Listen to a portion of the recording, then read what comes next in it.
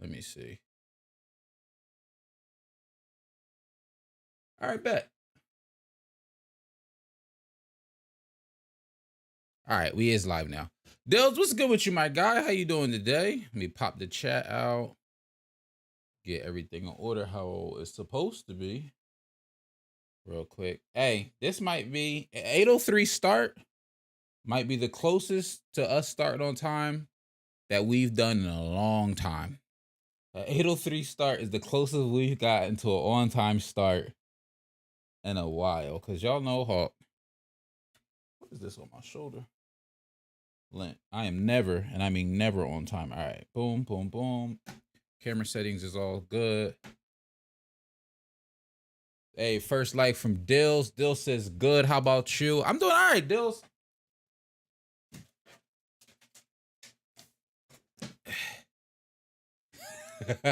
I'm doing all right. Work was smooth. My boss just had a baby, so that's been interesting. So he's been out of the office and stuff. So trying to pick up the slack while he's out, and it's also I'm like halfway kind of new there still. Well, it new-ish. I started in November, but I don't know everything. You feel me? I don't know everything there yet. So new-ish. When will you realize I'm cooking with these hot takes? Listen, Dills, you be on with some of your takes be hitting for. Some of your takes be hitting, some of your takes I'd be like, I don't know. But for the most part, your takes do be hitting, Dills. Your takes do be hitting. All right, let's go ahead and get into some of this stuff. Y'all see the title of the thumbnail. Y'all seen the title of the stream, title of the thumbnail. We got to talk about these Lakers. Hold on, I'm trying to get. There we go. My camera, right, for TikTok. If you watching on TikTok, if you're in the TikTok stream, pull up to the YouTube. Links in the bio, as always. We got a lot to talk about. I just seen the notification go out, but it's been good. Dale says on his side, school's been good. What did it say? Is that popping up on my end? Yeah, there we go. School's been good. Having fun hanging out with friends. Overall, good time. That's what's up, Dills. That's what's up. Some days I be missing school. Some days. Not most days, I'll be honest with you. You know, adulthood, have my own house, and yada yada is nice. But there are times when you miss a little bit of the olden days. You miss a little bit of olden days. Sometimes, not all the times, but sometimes you miss a little bit of the olden days. All right, let's get into this. We got a lot to unpack. LeBron's injured, y'all, and I got mixed feelings about it. Oh, yes, it is popping up on stream. That is good to know. That is good to know. Let me just double check one last thing. All right, bet. All right. Oh, damn. All right, let's go ahead and get into this. A lot that we want to cover tonight. I got a lot of thoughts on a lot of things. I guess the first headline we got to discuss is LeBron James and the Los Angeles Lakers. So let's think about what's happening here. They make all these trades, come trade at the trade deadline. They get Russ up out of there. They get D'Lo in. They get Vanderbilt in. Malik Beasley comes in, and it's like, oh, all right, we putting some pieces together. We doing what's happening here. And, you know, I was liking what I was seeing. You know, they have this amazing comeback against we'll talk about that comeback in a second against the Dallas Mavericks. Let me actually write that down to bring that up because I want to talk about the Mavericks as a whole. I actually want to talk about the Mavericks and the Clippers. Mavericks. I just had to make that note for myself. So the Lakers make all these trades. They make all these moves to try to get better. I'm thinking, you know, I come on stream a couple weeks ago and I'm like, yo, the Lakers going to the second. I added everybody in Discord, Dills. They're going to pull up eventually. Sometimes they be pulling up. Sometimes they don't. I added everybody in the Discord, though. Still haven't caught up on like 3 months behind. Major oof. Going to skip ahead of trade deadlines so I can catch up. I don't know how you sit here and watch all the games, Dills. I commend you for it, but I couldn't do it. If I miss a game, if it ain't like within that same week, if I missed the game, I just missed it. I probably ain't gonna go back unless it's like a crazy historic game. I'll go back and look at something. But if it's just like a regular game, even if it's my Sixers, if I just happen to miss, prime example. Well, I might tune into that one because we won without Joel Embiid. But if Embiid was playing like the other night, we lost against Miami at home. And then we go down to Miami and beat them without Joel Embiid. I didn't watch the game in Miami because I was like, Joel not playing, and we just lost to them. I watched the Suns Hornets game. It was Kevin Durant's debut, so I watched that instead. It was way more entertaining. But then my point is, I looked up and I was like, oh wow, the Sixers won without Embiid. I checked the box score. I see Maxey had a good night. I see Harden had a good night. I seen Tobias had a solid night as well. And other than that, I'm not gonna go back. I feel you.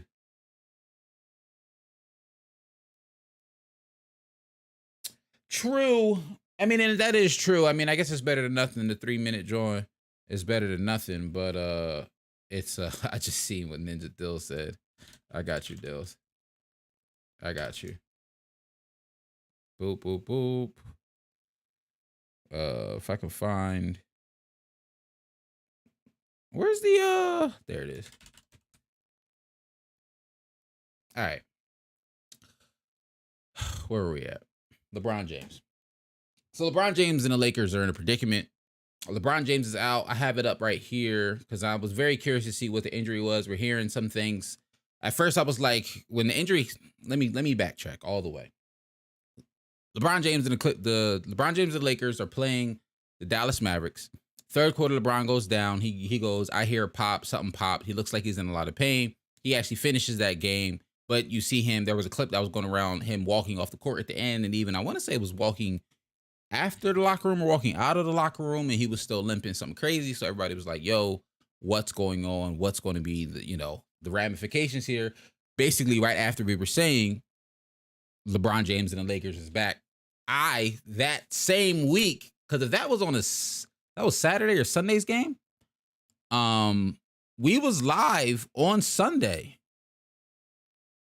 So it must have been Saturday's game. Whatever the last time we was live was, I'm on here saying Lakers going to the second round of the playoffs. I was all into the Lakers. I finally felt like they had the pieces that they needed to make something happen and to make a push for a playoff run.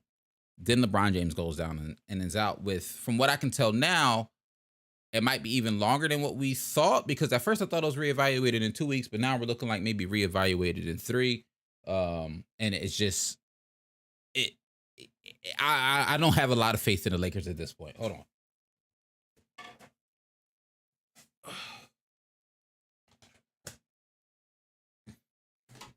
So you're bringing up some interesting points here, Dills, right? Because he says, yes, all games aren't shown from Chris Move, but it's mainly recap from previous day. That is true. Autumn trades was a big push to get playoffs, and it ain't working. It seems like they play better with Russ. How's D'Lo playing so far? The D'Lo part, I mean, I'll put it this way. I think he's like solid. I haven't watched a ton of Lakers games. The only one I watched was the one where they had that crazy comeback. So I haven't seen much of D'Lo, to keep it a bean with you. I didn't watch, like the other day when they played against OKC. I did not watch that game because I just Anthony Davis was playing and LeBron wasn't playing. I was like, I'm not tuning in. But in theory, D'Lo I think would work. It's funny that you bring up they were playing better with Russ, because it's not necessarily that I agree with the sentiment they were playing better with Russ. But looking at this roster now, and now looking at the fact that LeBron is out, I really do think they need a playmaker, and they don't have a playmaker. And it's hilarious that Russ, I think, actually would have worked better on this roster as is. Now, granted, you don't have this roster if you don't trade Russ, so it's a catch-22. But as is, I think Russ would have fit better than, at least fit on this roster as is currently constructed. All right. So I wanted to share this with y'all because there was 2 things that I thought were actually really interested in it.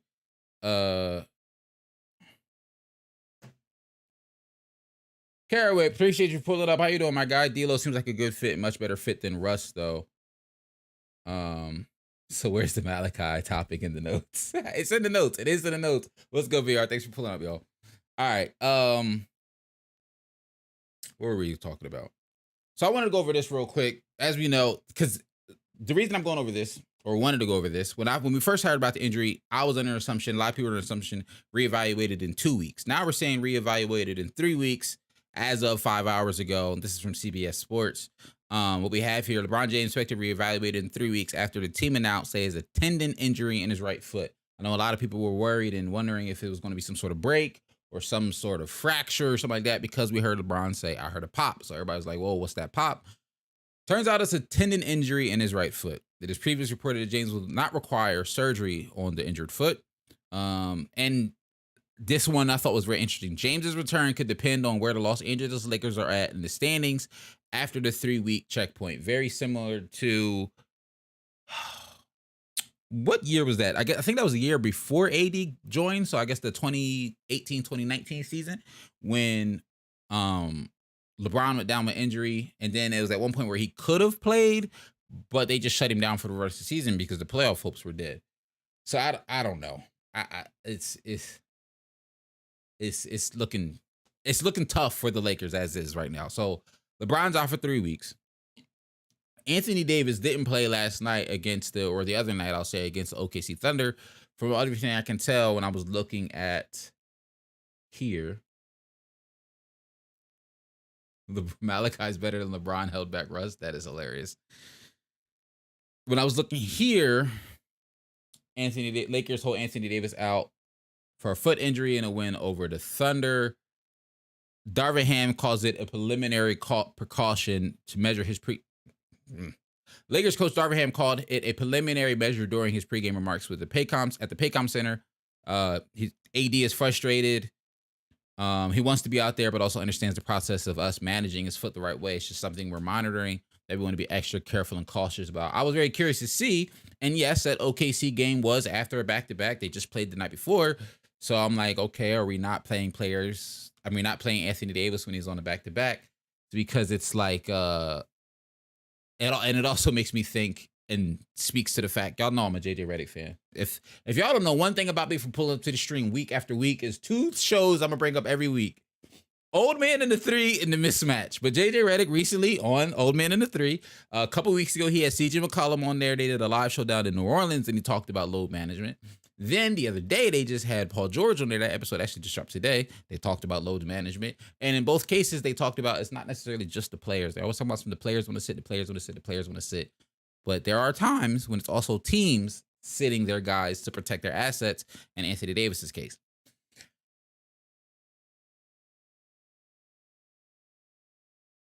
I'm going to look at these comments real quick, see what y'all talk about. I want to say what's up to Mad X for pulling up.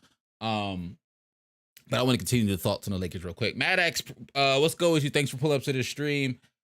We're going to talk about the Clippers not winning the game yet because I had noticed that they do look good and they have been good games. They just ain't won none of them yet. So I have some thoughts on that as well.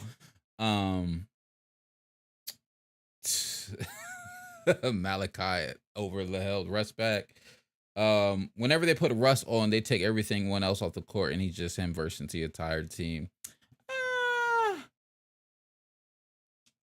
It's definitely not Russ's fault why they're losing. I'm not going to say that, Maddox. And I wouldn't even say when they put Russ on, it's everyone else on the court, him versus the entire team. There are still some moments. I ain't going to hold you. And the last game they had where Russ gets the ball, and we'll come back to the Clippers. I want to stay on topic with the Lakers real quick because I'll be honest with you, I want to clip this later and I have to do a lot of cutting. But yes, the Clippers, they ain't won no games yet. Is it all Russ's fault? No. Some of them been close. Like, I mean, the crazy double overtime Kings game, it was close. Clippers just folded and didn't close out the game. But that's, I guess, a different conversation.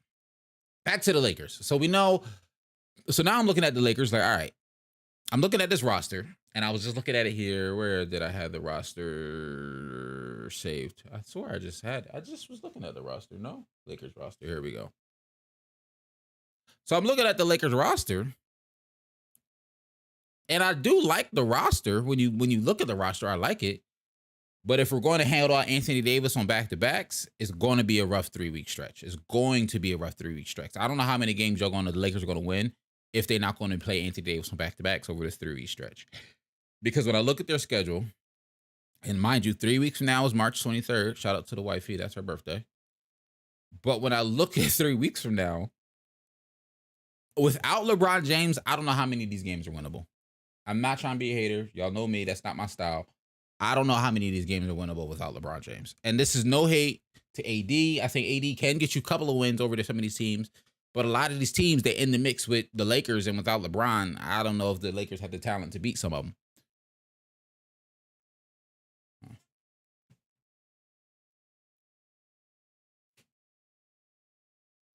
That was gonna bug me. I feel like my OCD was gonna bug me.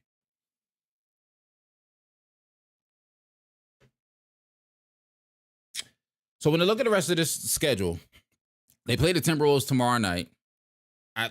That's a game that, to me, truthfully, without LeBron, up in the air. With LeBron, I'd probably say the Lakers should win it the way they've been playing lately. But without LeBron, up in the air, which sucks because the Timberwolves is a team they close with. The Golden State Warriors, I think that's a winnable game, but up in the air without LeBron James. Memphis Grizzlies, I don't think that's a winnable game without LeBron. Toronto Raptors, it's winnable, but I can't mark it as a absolute W. Knicks, not sure about. Pelicans, y'all probably should beat the Pelicans, especially with Zion out there, the way they've been struggling lately. But now they got BI back, so Houston Rockets, that should be a win. We just saw y'all beat the Dallas Mavericks the other day, but that was with LeBron. The Orlando Magic should be a win. Phoenix Suns, probably going to be an L. Then you got the Thunder again on the 24th. So out of the 1, 2, 3, 4, 5, 6, 7, 8, 9, 10, 11 games over the next 3 weeks, if you go all the way to the 24th, ending on that Thunder game, the only like lock guarantee really should be wins I see are 3. The Rockets, the Magic, and the Suns. All these other games y'all gonna have to fight for. Like, y'all could beat these teams, Laker fans, and the Lakers can beat these teams. But I also wouldn't be surprised if y'all look up and the Lakers go 3 and 8? Like, that would be insane. That would be insane. Maybe I don't go 3 and 8. Y'all maybe catch a couple of wins, but that still put y'all like 5 and 6, 4 and 7. Like, I don't think the Lakers are going to have a winning record coming out of this. They consider they're the 13th seed. Their goal at one point, we all heard the rumors, the Lakers wanted to go on a little run after All-Star break and end up with the 6th seed because they had their eyes set on the Kings to play them in the playoffs, which I ain't gonna lie, Kings fans, y'all hate me for it, but I think was a brilliant strategy. I don't know how far the Lakers get in terms of moving up the standings over these next couple of games without LeBron. I don't know. Maybe I'm tripping. I'm gonna see what chat's saying, but I don't think it happens. Rain said healthy. When did Rain say healthy Anthony Davis is better than Dame? I get the thought process and I get the sentiment. I say 2020 Anthony Davis might be better than Dame because 80's two-way play and how good he is on his two-way play can put him in a lot of conversations when it comes to who he's better than in terms of guards, in terms of like other smaller players that don't play defense around the league. I don't know if I would go that far. At least, I don't know. That's tough because Dame has been playing absolutely out of his mind this season, but so was AD before his injury. I don't know. That's tough. LeBron was the sole reason if he could. Anthony players make some noise.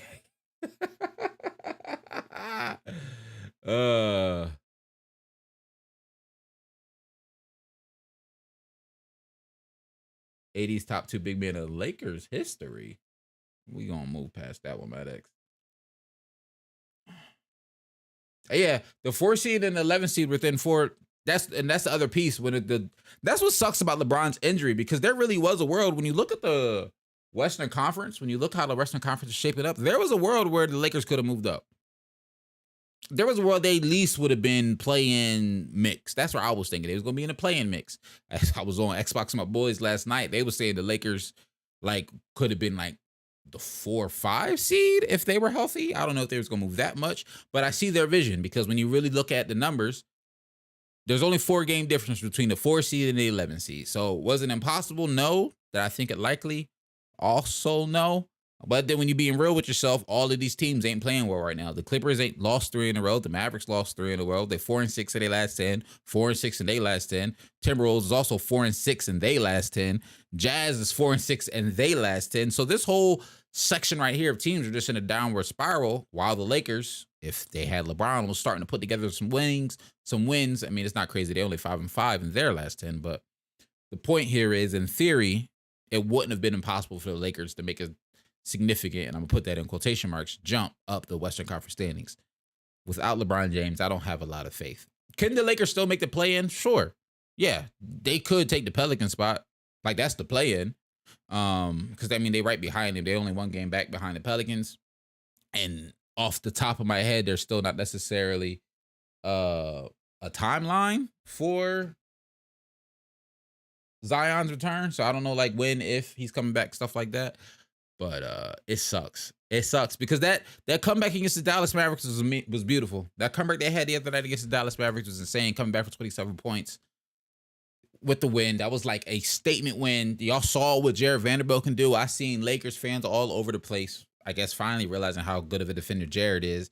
And his versatility alongside somebody like Anthony Davis looked great for them. They was about to look like this nice defensive unit that I think a lot of people know they can be. They have been for a decent portion of the season, at least solid defensively, but without LeBron for the next 3 weeks, I don't know what this, because this can get ugly. Because also the other reason it can get ugly, and not to keep going back to the standings, but you gotta also keep in mind teams like the Trailblazers is right behind their heels, only half game back.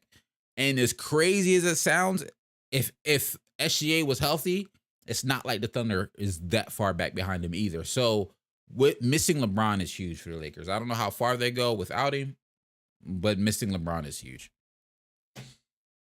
Oh, it was jokes about AD, and that was last stream. I thought it was last stream that we was talking about that. Lakers ain't winning against Spicy P. Lakers ain't winning against 25 plus minute Malachi Brand.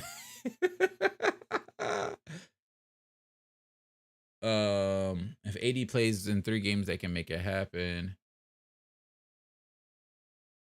Many Midwest teams, and then there's the East. What the heck is the Standing Man challenge? I have no idea what that challenge is. Y'all know I don't be knowing stuff like that. Who I got for MVP? Hey, listen, y'all already know who I got for MVP. Y'all already know. We talked about this. Joel's my guy. And if you got somebody else, you already also know me. It's cool. It's cool. Somebody said the West is wide open. You tripping? On TikTok, they said that the West is wide open. I don't remember what I just said to make you say I'm tripping. Oh, because I said the West got a bunch of mid teams. That's probably why I said that.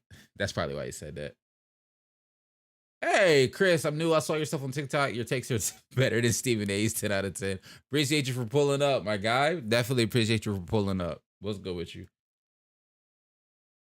Could the Thunder make some noise as in make the play-in? Sure. The Thunder, in theory, could make some noise to get to the play-in spot. I'll be honest, I don't know off the top of my head, like, the extent of SGA's injury. I just know he didn't play against the Lakers the other night. We can find this out, though.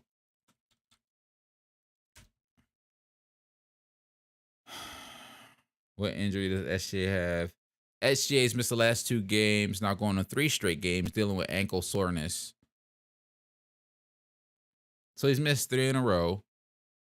Ankle soreness. If SGA's not playing, they're not going to make no noise. I get the play-in, but without that, it's just stuck. Yeah. 3 years in a row. We both said Embiid, we know. Not that howdy. Hey, look at y'all saying what's up to Chris. Look at this welcoming community we cultivating over here. I seen you with Discord. I seen you Discord on the Standing Man. All right, yeah, send it, because I ain't never even heard of that. It's safe for work, don't worry. Hilarious. The only way SGA can make some noise without stomping her feet. Facts. Let's talk about the Clippers real quick. I don't have necessarily in-depth notes and thoughts on the Clippers. I'll say a couple of things, though. I've enjoyed their games. I've enjoyed what I've seen of them so far with Russ. That first game with the Kings was beautiful. All those assists. We talked about that last week on stream. I'm trying to pull this up real quick. I'm trying to pull up this past schedule to see who they've played recently, because I'll be honest, I don't remember who they played after the Kings. The Nuggets. Yeah. The Nuggets game was rough. Jokic had a 40-point triple-double. I mean, ain't much you can do about that.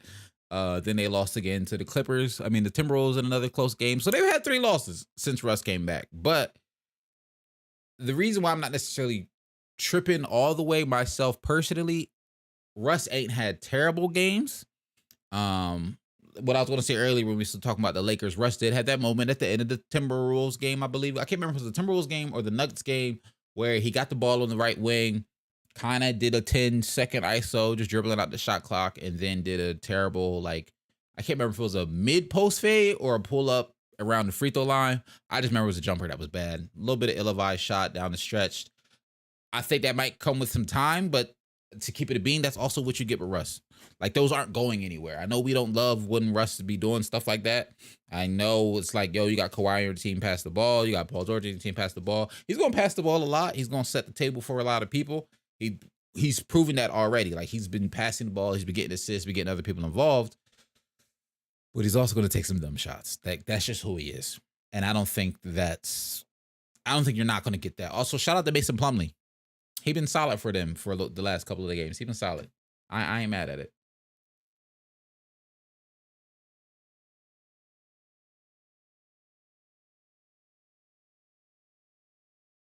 The Nuggets game with the overtime. Yeah.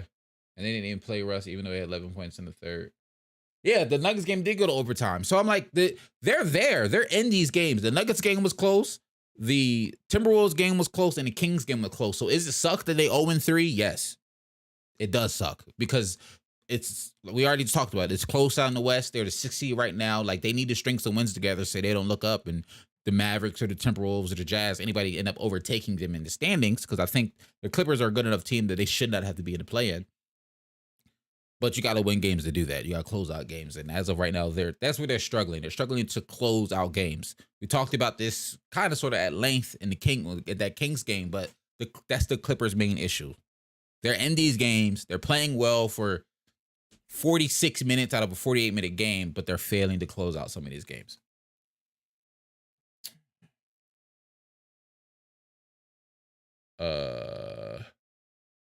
Russ is shooting 44% from three since joining the Clippers. I ain't mad at that.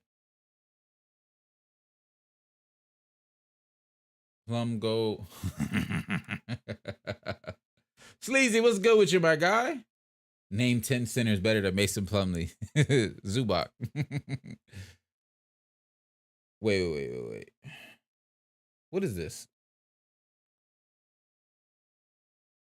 If the Lakers never traded Lonzo or BI for 80, they would have three-peated. That's such a big if, and I think that's going to be an if with Lakers fans forever. What would be the case if they never traded the young guys when they, acquired Anthony Davis? But they also won a championship out of it. And if we're being completely real and honest with ourselves, I don't know if they win a championship in the same time span if they don't make that trade. I love Lonzo. I love BI. I love Kuz. I love all those guys.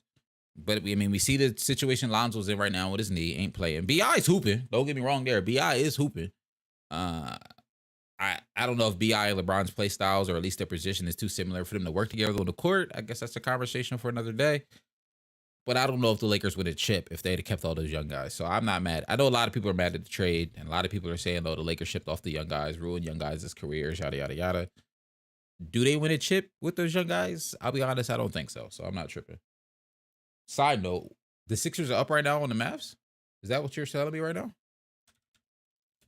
Of course, I don't have the game on. I should have had the game on, but I don't. Oh, golly. It's 60-65 in the second quarter? That feels high. Maybe it's not, but it feels high. Scoring in today's NBA just be crazy. Like, insane sometimes, and I'd be struggling to really wrap my mind around it, but yeah.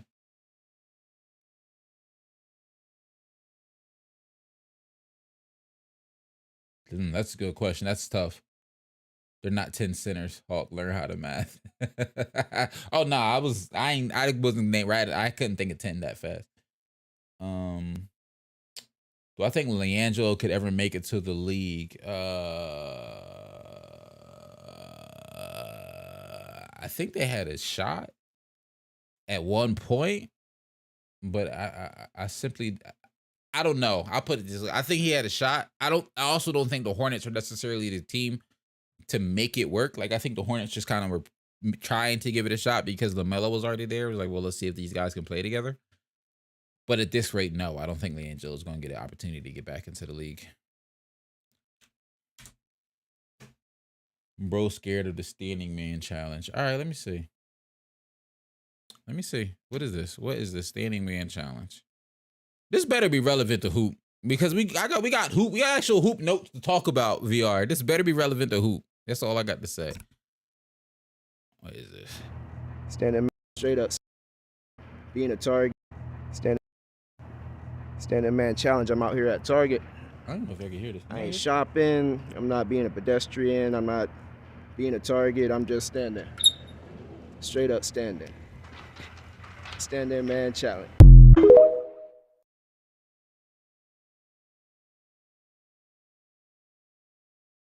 What did I just watch? Standing man challenge. I'm out here at Target. I ain't shopping. I'm not being a pedestrian. I'm not being a target. I'm just standing. Straight up standing. Standing man challenge. VR send the most random stuff, y'all. VR send the most random stuff. Like, what even is that? All right, moving on to the next one. Keeping the basketball conversation going. Somebody just asked me on TikTok, who is the greatest Hawk of all time? And to this day, I am still surprised when someone thinks I'm a Hawks fan. Like, I'm not surprised at this anymore, but I wish I can go back in time and be like, maybe I don't name all my channels Hawks Hoops. It is what it is, I guess. It is what it is at this point. Greatest Hawk of all time, I'm going to say Dominique Wilkins. Hey, Rudy, what's good with you? Thanks for pulling up, my guy. All right, what's next on the docket? No. He's talking about Hawk. Oh, who's the greatest Hawk of all time? As in, now you really got me confused. I don't know. I don't know. It's funny. I was saying what's up to Rudy, and I didn't realize you said Jaylen Brown is the closest player to MJ right now. It's funny that you say that. Me and my boys was just saying about Jimmy Butler, because after that crazy reverse layup he had against the Sixers in Philly the other night, I don't know if y'all was watching that game, but it was a beautiful reverse layup in the clutch from Jimmy. It was like absolutely insane. Malachi is not. All right, Malachi can be next, just for you, VR. I'm just going to read it off. Shout out to Malachi Brandon. I'm going to say, VR sent this on the Discord. He had a nice February. Led the league in rookie points, led the league in rookie points per game, led the league in rookie field goals made, tied with first amongst rookies in the highest field goal percentage, 22 made three-pointers in 5 50-point games, all in February. Were all these 5 games in February? Which, if it is, that's crazy impressive, because the last Spur rookie with at least 5 20-point games of the season was Tim Duncan. Shout out to Malachi Brandon for the love. All right, I want to talk about Dame. He has 71. A lot of people have this conversation, is that the NBA have a scoring problem? Is that people not playing defense in the NBA? My question is this: to all the people who are having those conversations, having those thoughts around the water cooler at work or at the lunch table at school, why can't y'all just enjoy it? Like, why couldn't we just all just be like, yo, that's crazy, Dame has 71? Like, why do we, like, the day after he scored that 71, I saw so many people having the conversations of, well, I mean, it's modern NBA. Everybody just shoots threes. No one plays any defense. Well, then if that's the case, why only, like, I mean, I know somebody else scored 71 this season, but it's still 71, yo. Like, it's still 71. The new age of basketball and NBA fans that just immediately go to, like, the negative side of things and just try to, like, devalue everything is, like, it blows my mind. It makes me wonder sometimes if people even enjoy watching basketball. That being said, Dame's 71. And now, yes, was it against the Houston Rockets, and do the Rockets not play any defense? Two valid and accurate statements. But even still, just the fact, and let me just say, I'm gonna keep it a bean. I'm mad at myself. I missed this game. I didn't watch this game. I missed it. I looked up. I was checking the games of that slate for the night. I was like, I'm not watching the Blazers and Rockets play. Like, I have no interest in that. I checked the box score. Maybe I didn't check the box score. Maybe around like a little bit before halftime. I was like, oh, the Blazers is up. They got this in the bag. And then I seen the game getting close. Then I get a notification that Dame has like 60. And I'm like, what the heck is going on? And the Dame goes crazy for 71. Nope, that's not the one I want. Almost literally goes 60% from the field, 60% from 3. 13 for 22 from 3. almost 60% from three, almost 60% from the field, perfect from the free throw line. Ends the game on only 2 turnovers. An absolutely insane game from Dame. Absolutely insane game from Dame. But Dame, hold on, what y'all was saying about this?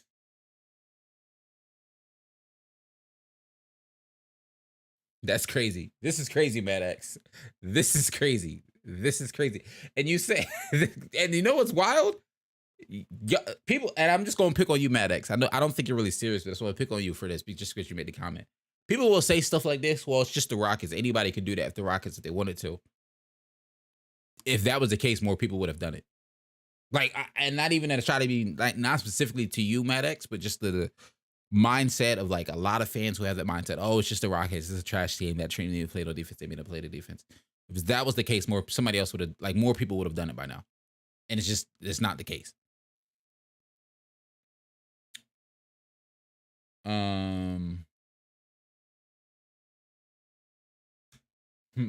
Serge, my guy, what's good with you? How you doing? I'm doing good. Nice to hear from you, my guy. Who's gonna play with Giannis?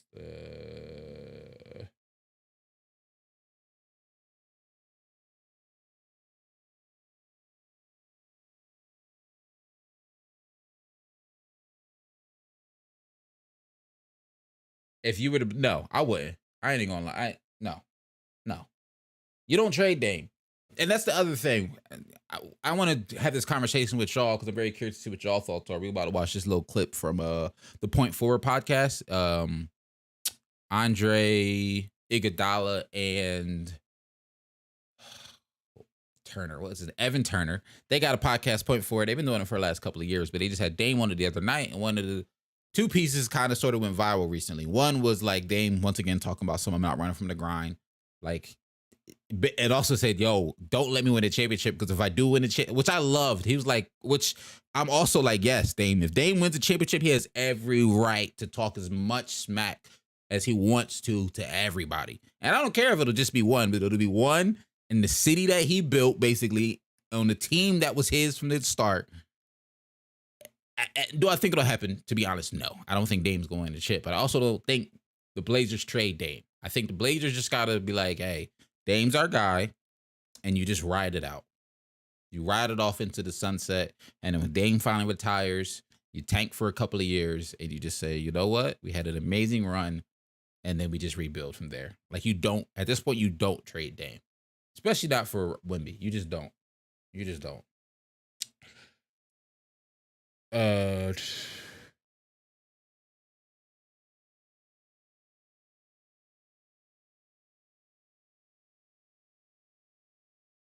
Free Dame run from the grind is crazy.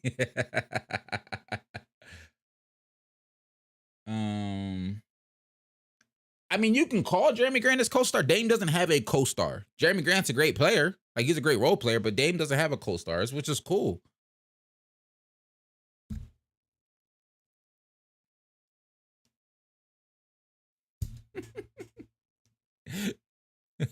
Matt X sound like he really don't like Dame.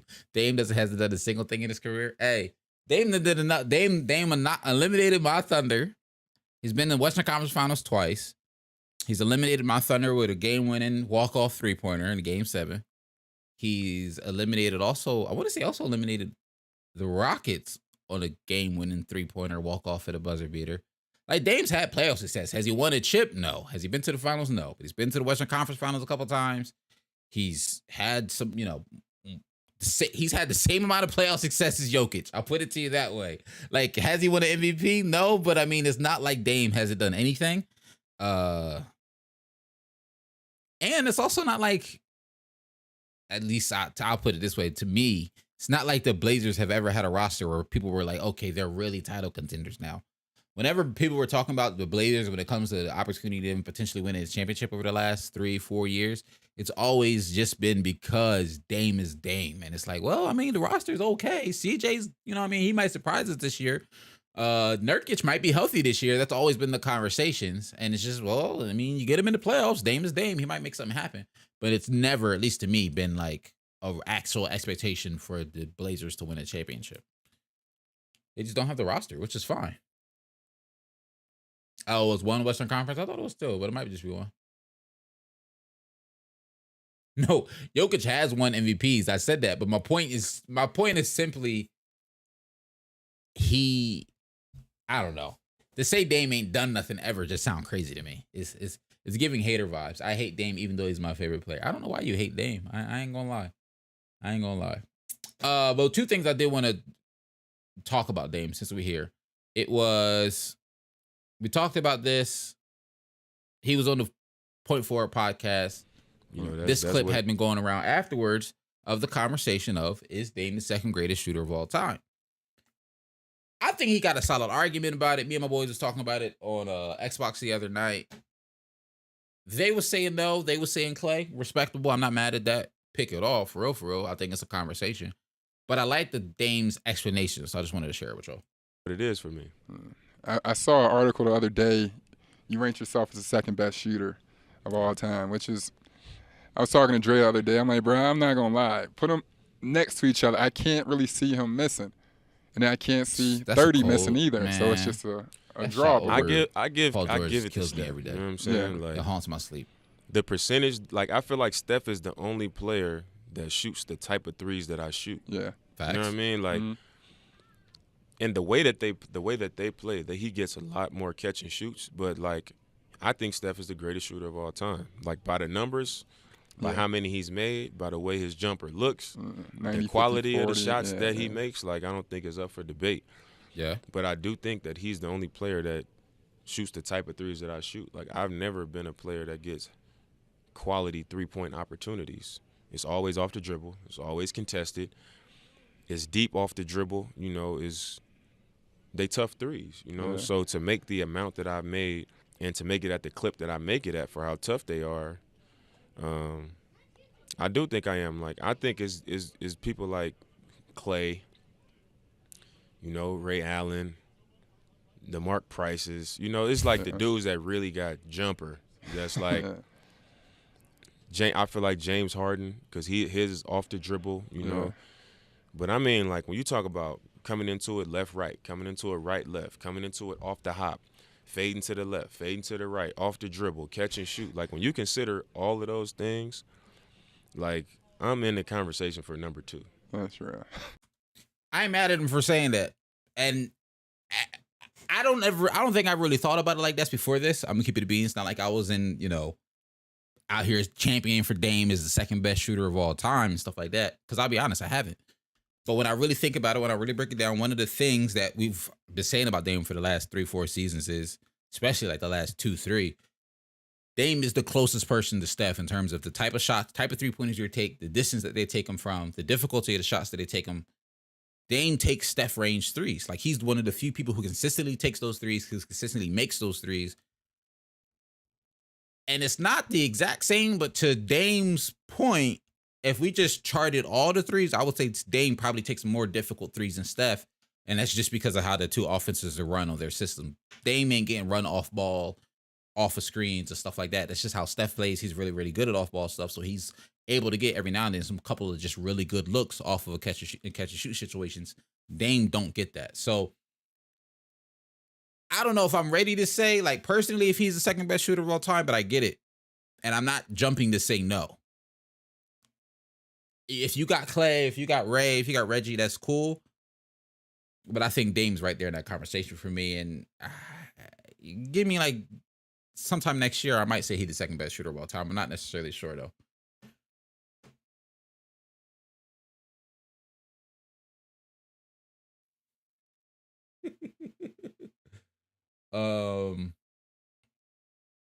Rain saying Dame is top 5 max. Curry, Ray, Clay, Reggie, all clearly better. I disagree. It's definitely not clearly.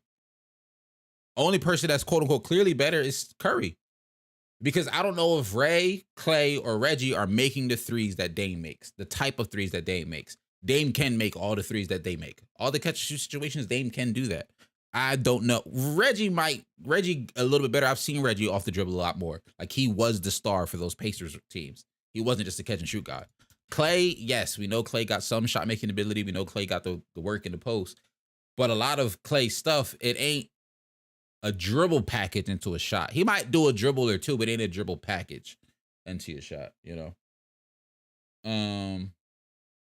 No, this is definitely you got some serious Dame hate right now. You got some serious Dame hate because Dame acting like he's done something, but ain't done nothing. Ain't no one but Blazers fans gonna remember him in 100 years. That's cap. That's cap. That's just simply cap. That's just simply cap. Because ain't Dame make the top 75 team? If I'm not tripping, Dame made this top 75. If I'm not tripping, I want to say Dame made top 75.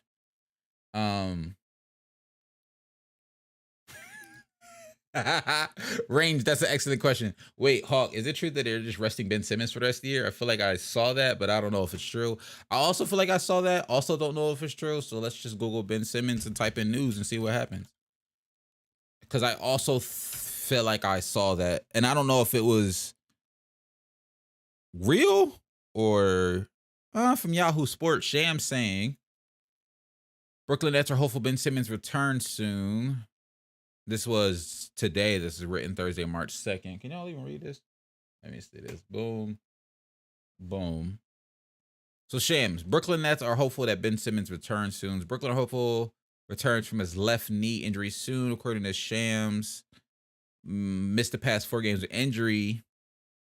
And he's missed 20 of 62 possible games this season. He had fluid drained from his knee and received the PRP injection prior to All-Star break. Participated in a couple of practices after that, but he still felt discomfort in his knee. He's on a strengthening program. There are no plans. No, I didn't need all of the whole thing. There are no plans for Nets to shut Ben Simmons down, for what I'm told. The hope is that he's back in the near future. Oh, that's why that was going on, because Chandler Parsons was on. I was wondering why that Chandler Parsons clip was going crazy, but I guess he was on this conversation with Shams and them on FanDuel TV. We have to take him for what he is. He is most likely a minimum player for the rest of his career. That's crazy coming from Chandler Parsons, considering Chandler Parsons is, at this point, by most NBA fans, only known because he finessed the bag. That's the only reason most people know him. He finessed the bag from, I believe, the Grizzlies. So that's crazy coming from him. But no, from what we can tell, Ben is injured and will be back eventually. I don't know what that means.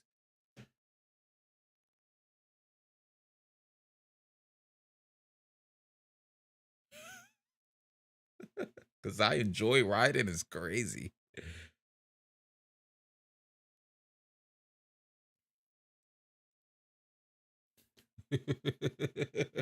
Yeah, I don't know why Maddox is so angry with Dame. Like, I've never seen somebody hate on Dame before.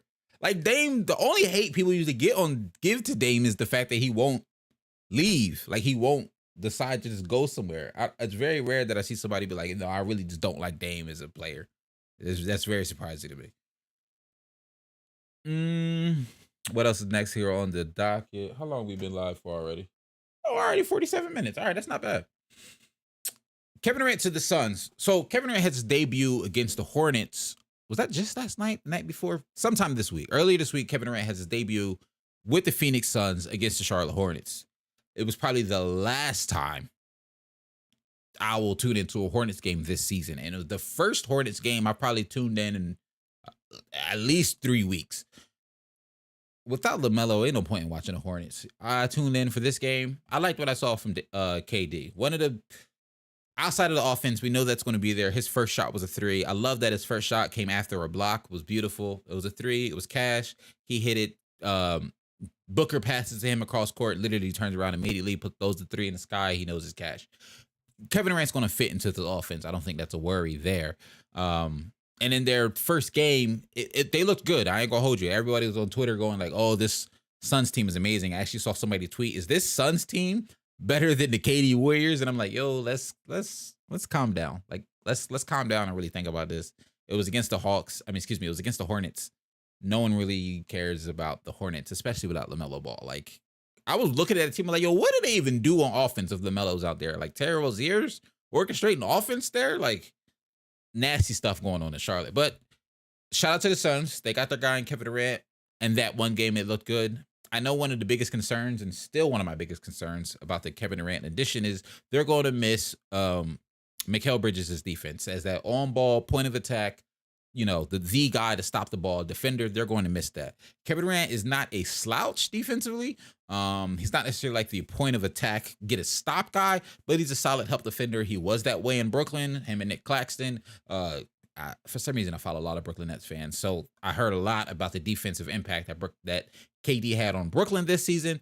And also, if you go back to KD's in the Warriors, like when he was there, he was an excellent help defender. The Warriors had a really, really good just team defense overall, and KD was a huge part of that because of his length, athleticism, and be able to, make the right read and help defense. He's not necessarily a rim protector, a paint stopper, or anything like that, but he's a good help defender.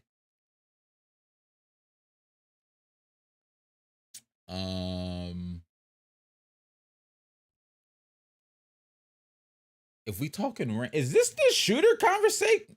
Range? Nah. Devontae Graham is crazy.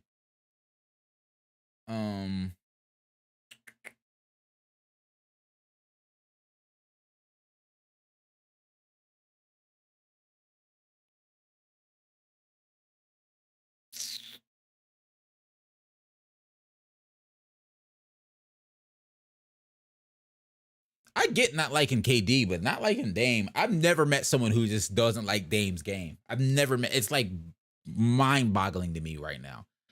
Like absolutely mind-boggling to me that you don't like. An error occurred. Oh. Hey, chat, let me know. The stream stopped for y'all?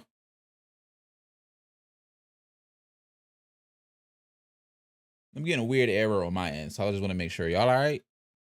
Paul George was right. That was a bad shot. Like that's, and yes, they're so like different. They're similar. I mean, they both bucket getters, but yes, very different style of players. One is snake, the other not running from. Like exactly. How do you? All right, y'all good? All right, bet. YouTube tripping on my end. On my end, it looked like the stream is completely off. No idea why, but that's what it looks like. The stream is just like it's saying an error occurred. Please try again later. Playback. Yeah. Anyway. Yeah, that's so weird that you don't like Dame. I've never met someone who doesn't like Dame. Plenty of people who don't like KD. Never met someone who doesn't like Dame. Like, that's insane.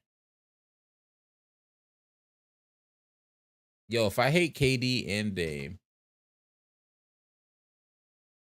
it's because I love Russ. All right, I'll give you that. So are you a Paul George fan too then? You got to be a PG fan. If you rock with Russ, you got to rock with PG. That's just how it works. And the son-daughter question, y'all asked that last week. I said son all day. Because the daughter situation, it's a lot. The daughter is a lot.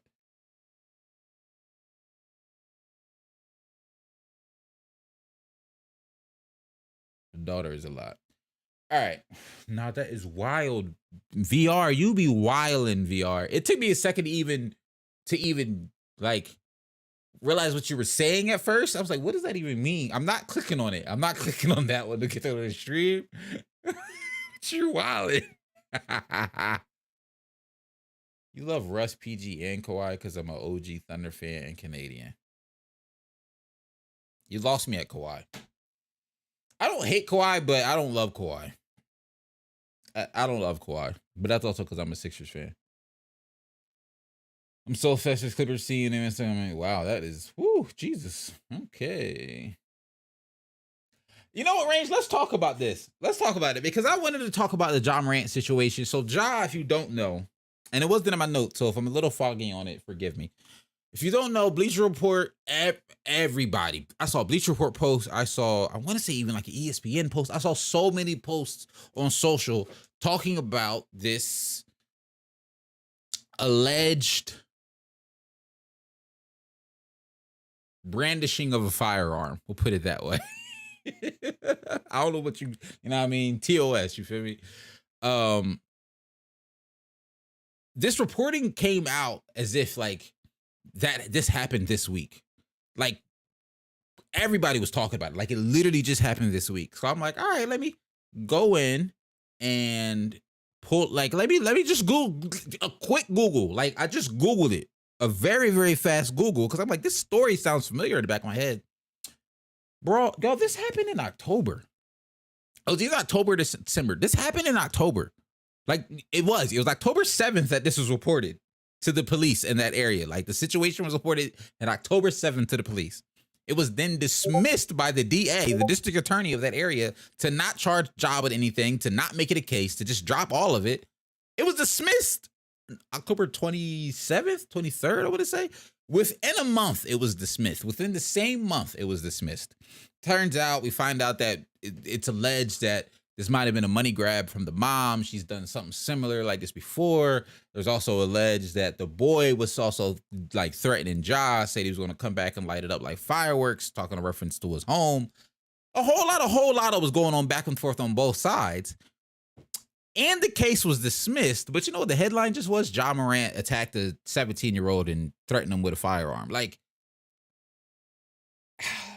and the fact that, like, I don't remember, I'll be honest, I don't remember if ESPN reported it as well, but I know for a fact I saw Bleacher Report report it. And I'm like, the writer for the article, because it was an article that was written that resurfaced all this up by a woman who works for the Washington Post.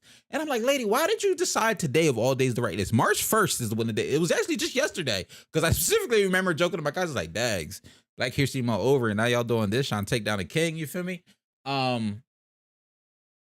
It's just so crazy to me. Like, we say this all the time. Like, reporters be getting got with like ball sack sports and stuff like that. And we'd be like, and I even think to myself sometimes, like, let me just be, when I see a headline on Twitter or I see some on Twitter, people talking about something, like a quick Google search. Let me just double check. Oh, they're talking about this player doing this, that, and the third. Let me just double check. Oh, that was an old rumor, yada, yada. But for something as serious as alleged gun charges, low key almost, for no one to, for so many like popular social media sites like Bleacher Report to just go ahead and just post that right away and just post a story and just tag Washington Post. I get it is a story, but it's like, it's an old story, like a dumb, I have no idea why she decided to write that. No idea why she decided to write that. Because now you're getting all these jokes of like, it's funny, Prison League gonna be been moving up these days. Like you getting all these jokes about Ja getting kicked out the league, and Ja and the Grizzlies already have this perception about them. I guess that's the word I'm looking for. So for that article to get for that article to be written about some super old story that literally went nowhere, almost felt like disingenuous to me.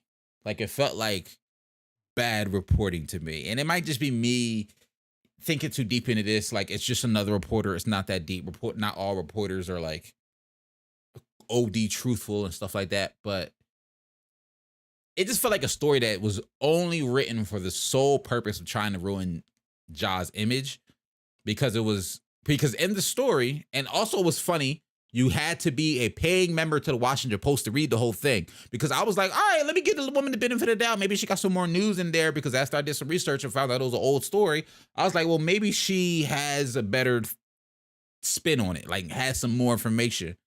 It's behind the paywall. So like they dropped this crazy headline. Everybody runs with the headline, and then you can't even actually read the story because it's behind the paywall. I was like, this is some nasty work from the Washington Post. Some nasty work. I see what you're talking about. Wrecked. I hate you. Not stream safe. I hate you. I just had to get that off my chest because it's been on my mind all day, and I'm just like, it makes no sense to me why the article is written. And maybe y'all can explain it, because I'm gonna clip this. I'm gonna let y'all know that y'all gonna see this clip. Stream, y'all gonna see this clip, because I want people to tell me a legitimate reason as to why this article was written. Because I can't find a reason other than just wanting to slander his name. Like, just add something else to the cultivated image that is being made about Ja Morant over the last, like, couple of weeks. It's such a weird situation that I don't feel like the whole story was put out there. At least I don't feel like it was. All right. Now that I'm off my soapbox. Yo, Guru, what's good with you, my guy? How you doing? Thanks for pulling up. That picture is a top 10 of all time, right next to one of Picasso's. Nah, the picture is fire. The picture, it's layered references on top of that too. The picture is fire. But yeah. What?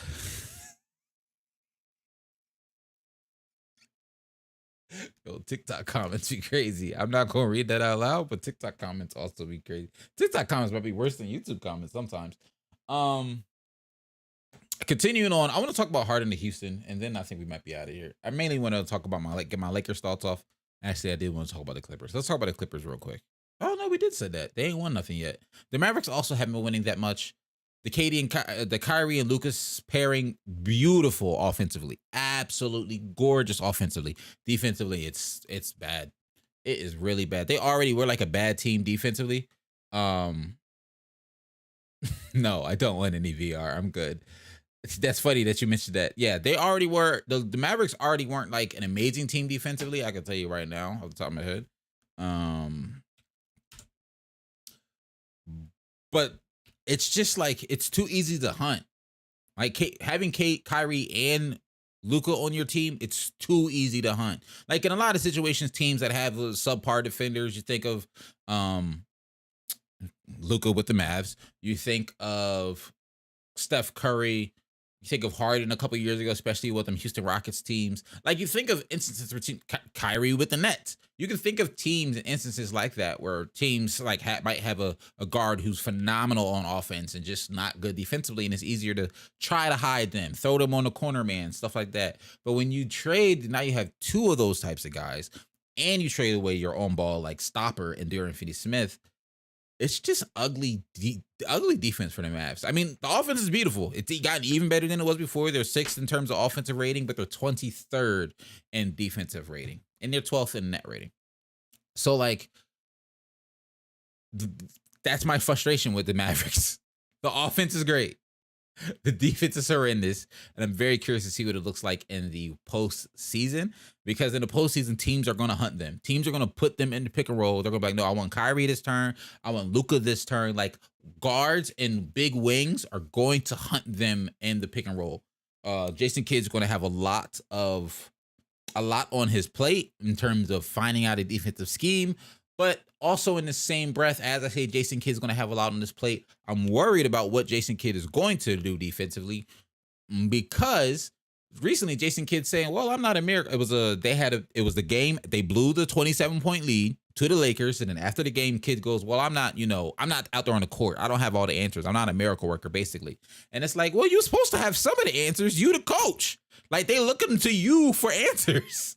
Shout out to Kenny Beecham, but he said in I can't remember if it was on his channel or on Through the Wire, but basically, when you look at Jason Kidd's coaching stints throughout his career, his first year there, excellent defensive team. Like last year, Jason Kidd's first year with the Dallas Mavericks, they were the 6th highest defensive ranked team in the NBA. Defensive rating, they were a top 10 team. They were number 6. This year, they're 23. I mean, is the roster slightly different? Yes. But also, I'm like, is it a scheme thing? Like, the teams just figure y'all out? Like, what is going on? Some sort of changes, adjustments need to be made for the Dallas Mavericks going into the playoffs, because this can get real weird real fast. You done traded away a pick for Kyrie. We all know Kyrie can still walk, and this summer. And then it gets a little funny when you start looking at Luka, and Luka looking around like, well, what y'all about to do to make this team a contending team? But also, in the same breath, I know I just said all that about, Luka, contending team, they could leave, yada, yada, whatever. But what did I say before? When everybody was a couple weeks before trade deadline, when everybody was like, yo, Mavericks need to make a move. Prove to Luka that you can build a championship team around him. He's so good. They can win a championship now.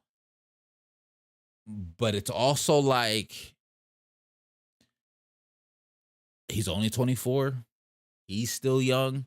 There's still some moments in this game where I'm like, that's the youngness in him that I don't know was ready to lead a team to a championship. And I'm going to put that in quotation marks, because I think the talent is there for sure. Don't get me wrong. The talent is there for Luka.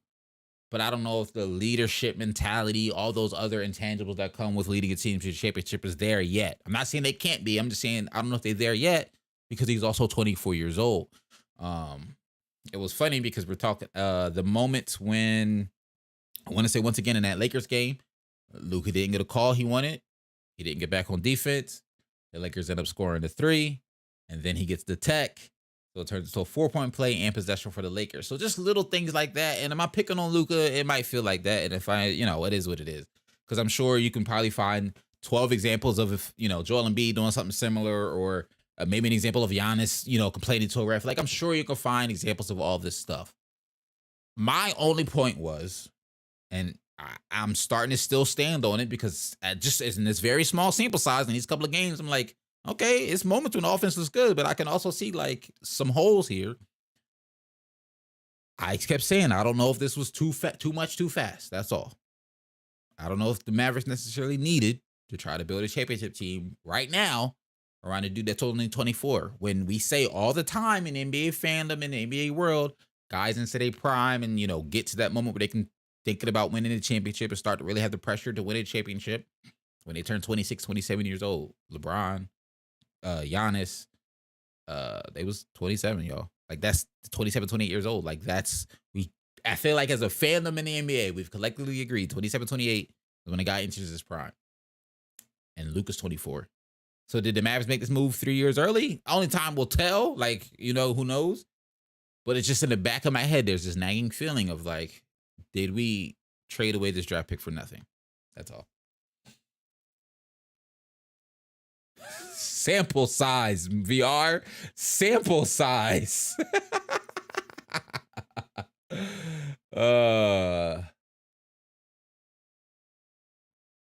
Last year they weren't even mid though. They were good defensively last year. They just, yeah. I kind of saw your Perk stat padding comments for Jokic. I didn't watch the whole thing. I ain't gonna hold you. I don't be watching Perk often. I haven't heard Perk say something that it don't even gotta be something I necessarily agree with. Just like a good point in a long time. I was like, oh, I don't agree with it, but that's a good point. Like, I see where you're coming from. I haven't had that moment from Perk in probably a year or two, so I don't really pay attention to that much. I did hear people saying rumblings about like what he was talking about in the stats and stuff, and but I wasn't really. I didn't get the full context. I'll say it that way. I've only really seen other people's reaction and kind of surmising what he said. I have not watched the full clip. Shout out to AM Hoops. That's how I found out what Jason Kidd is really like. Hey, shout out to AM Hoops.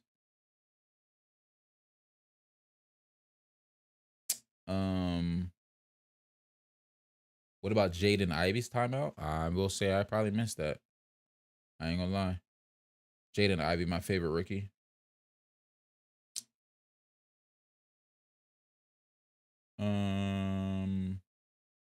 Yeah. So to wrap it up with the Mavs, I like what they got going on.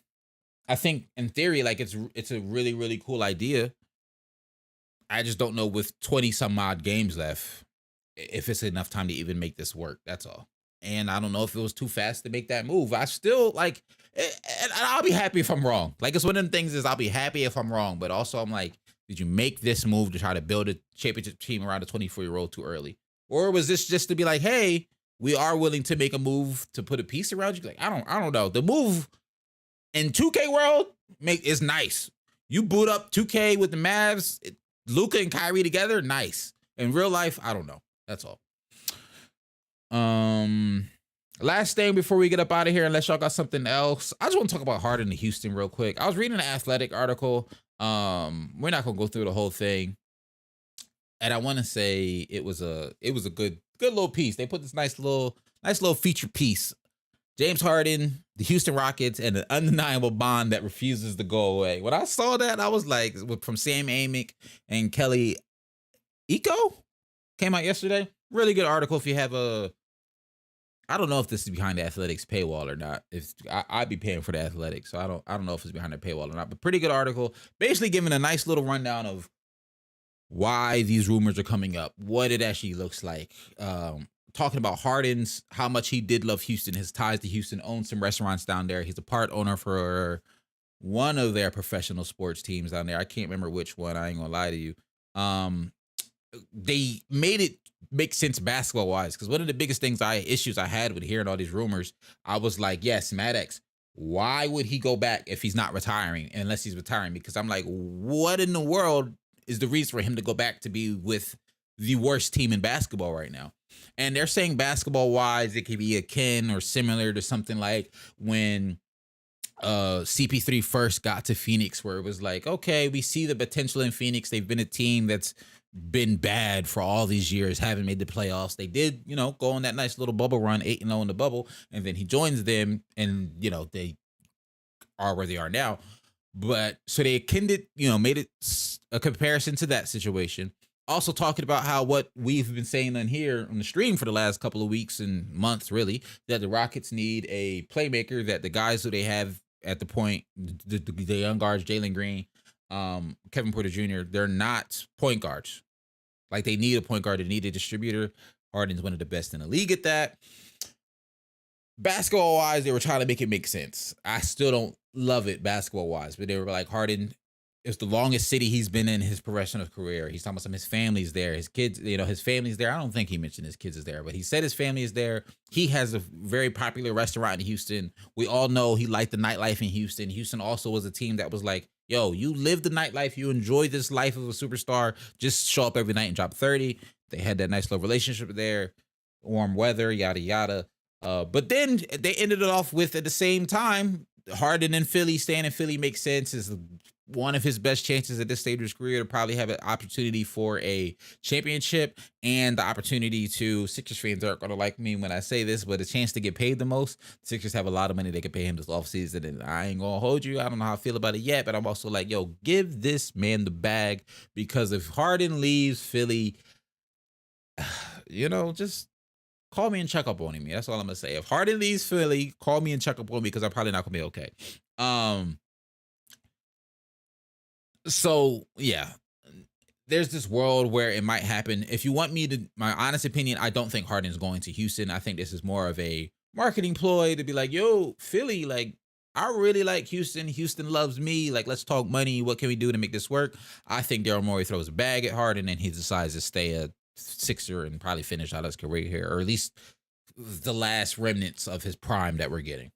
I don't think he's going anywhere personally, though. At least if he do go somewhere, not the Rockets. Like, don't waste your time with the Rockets.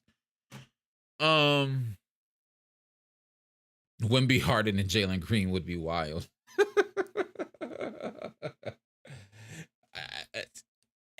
Because also, and the other piece of that is, if Harden wants to win a chip, it's not with the Rockets. Like, as good as Wemby probably is going to be, Jalen Green smooth, Harden would be smooth there as their like playmaker. The team would still just be too young to win a title, for real, for real.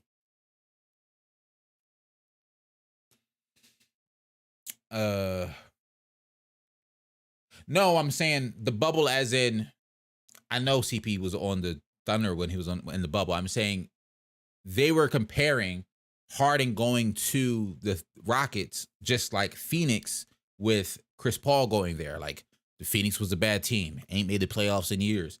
They were coming off of that great bubble run when they went 8-0. That's all. And then, CP saw that promise, and it's like, oh, all right, and then joined. They're arguing in this article that Harden could be seeing some sort of promise. I don't know what promise he's seeing, but he could be seeing some sort of promise. Shout out to Poku. Shout out to Şengün. And that's what they're betting on, but I don't know.